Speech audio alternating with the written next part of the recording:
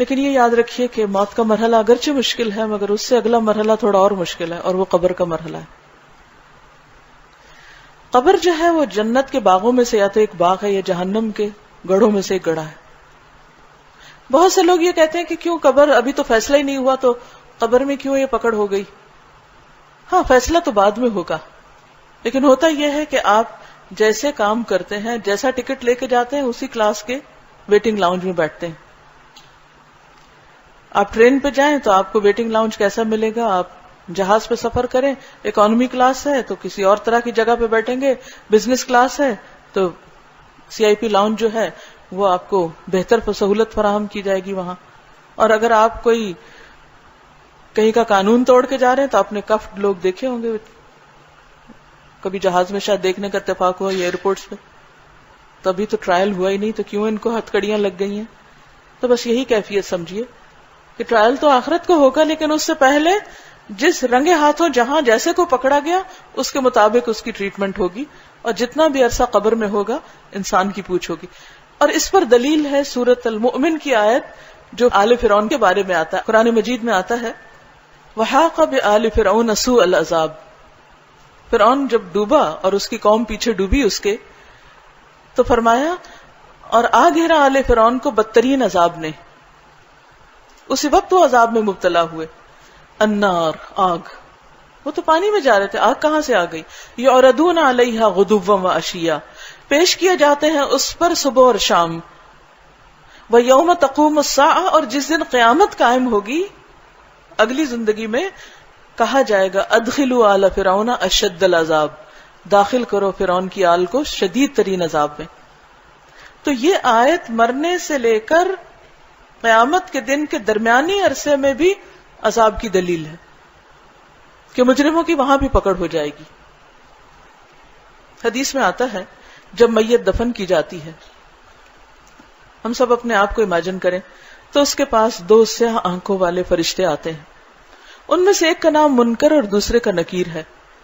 دونوں اس سے پوچھتے ہیں تم اس آدمی کے بارے میں کیا کہتے ہو، یعنی محمد صلی اللہ علیہ وسلم کے بارے میں.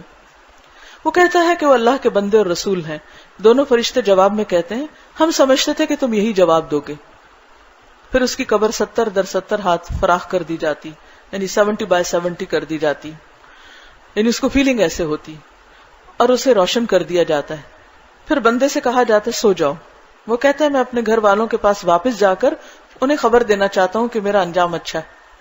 فرشتے جواب میں کہتے ہیں یہ ممکن نہیں، اب تم دلہن جیسی پرسکون نیند سو جاؤ جسے اس کے محبوب کے علاوہ کوئی نہیں جگاتا، یہاں تک کہ اللہ تعالیٰ اسے قبر سے اٹھائے گا. یعنی قیامت کے دن جب سور پھونکا جائے گا تو وہ سور کی آواز بھی ان کے لیے خوشگوار آواز ہو جائے گی. اور اگر مرنے والا منافق ہو تو وہ فرشتوں کے سوال و جواب میں کہتا ہے محمد صلی اللہ علیہ وسلم کے بارے میں بھی وہی کہتا تھا جو لوگوں سے سنا تھا، اس کے علاوہ میں کچھ نہیں جانتا. دونوں فرشتے کہتے ہیں ہمیں معلوم تھا تم یہی جواب دو گے. پھر زمین کو حکم دیا جاتا ہے تنگ ہو جا، چنانچہ وہ تنگ ہو جاتی ہے، اس کی پسلیاں ایک دوسرے میں گھس جاتی ہیں. منافق اپنی قبر میں قیامت تک کسی عذاب میں مبتلا رہتا ہے. تو اس سے پتہ چلتا ہے کہ برزخ کا یہ جو وقت ہے، دنیا اور آخرت کے بیچ کا ٹائم، چاہے وہ قبر میں ہو، چاہے وہ کوئی سمندر کی تہہ میں ہو، چاہے وہ کہیں پر بھی ہو، اس سے کوئی فرق نہیں پڑتا.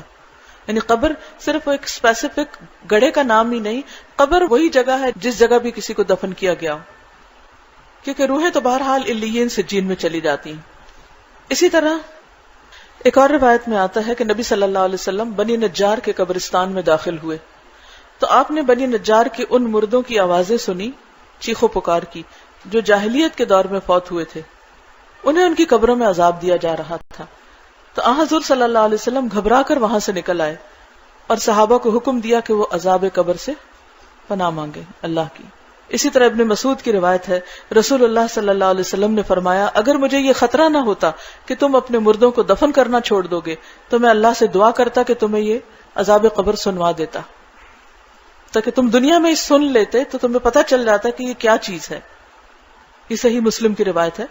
حضرت عائشہ سے روایت ہے کہ رسول اللہ صلی اللہ علیہ وسلم ایک روز نصف دن یعنی آدھا دن گزرے گھر سے باہر نکلے، اس حال میں کہ آپ چادر میں لپٹے ہوئے تھے اور آنکھیں سرخ ہو رہی تھیں، اور آپ بلند آواز سے فرما رہے تھے اے لوگو اگر تم جان لو جو میں جانتا ہوں تو تھوڑا ہنسو اور زیادہ رو.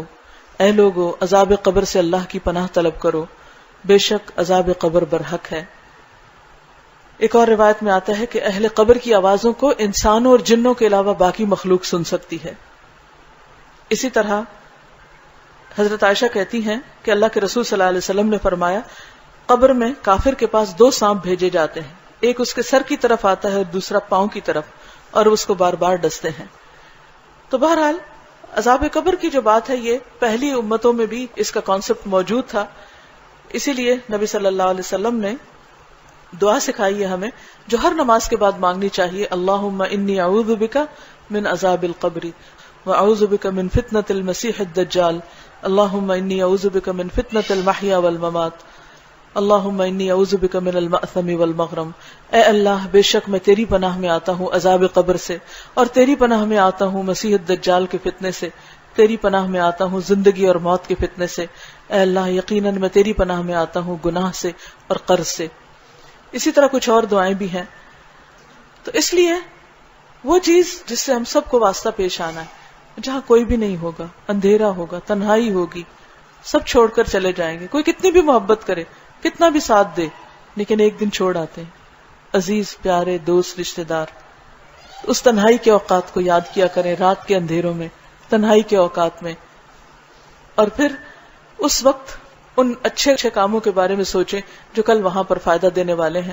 کیونکہ انسان کا جب حساب ہوگا تو اس کی نماز، اس کا صدقہ، اس کا قرآن، اس کی باقی جو نیکیاں ہیں وہ دائیں بائیں آگے پیچھے آ جائیں گی اور اس کے بچاؤ کا ذریعہ بنیں گی. وہ اس کو کور کر لیں گی جب باقی سب ساتھ چھوڑ جائیں گے.